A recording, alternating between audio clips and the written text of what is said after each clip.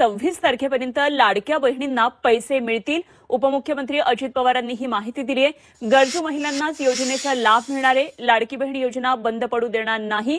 महाराष्ट्रातल्या लाडक्या बहिणींच्या खात्यामध्ये 26 तारखेपर्यंत पैसे टाकले जाणार आहेत, अशी माहिती उपमुख्यमंत्री अजित पवार यांनी दिली आहे। आणि या योजनेचा लाभ हा फक्त गरजू महिलांनाच मिळणार असल्याचं त्यांनी सांगितलंय। ते लाडकी बहीण योजना बंद पडू देणार नाही, असंही अजित पवार म्हणाले।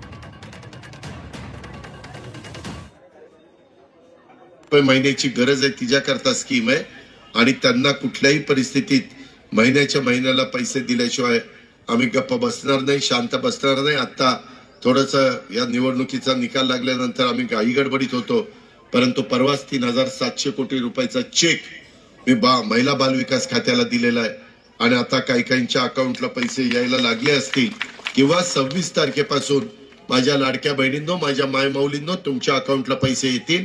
काय करायचं हा तुमचा अधिकार आहे, तुम्ही त्या पद्धतीने करा। महिन्याची गरज आहे तिच्याकरता स्कीम आहे आणि त्यांना कुठल्याही परिस्थितीत महिन्याला पैसे दिल्याशिवाय आम्ही गप्प बसणार नाही, शांत बसणार नाही। आता थोडंसं या निवडणुकीचा निकाल लागल्यानंतर आम्ही घाई गडबडीत होतो, परंतु परवाच 3700 कोटी रुपयाचा चेक मी महिला बाल विकास खात्याला दिलेला आहे आणि आता काहींच्या अकाउंटला पैसे यायला लागले असतील किंवा 26 तारखेपासून माझ्या लाडक्या बहिणींनो, माझ्या मायमाऊलींनो तुमच्या अकाउंटला पैसे येतील।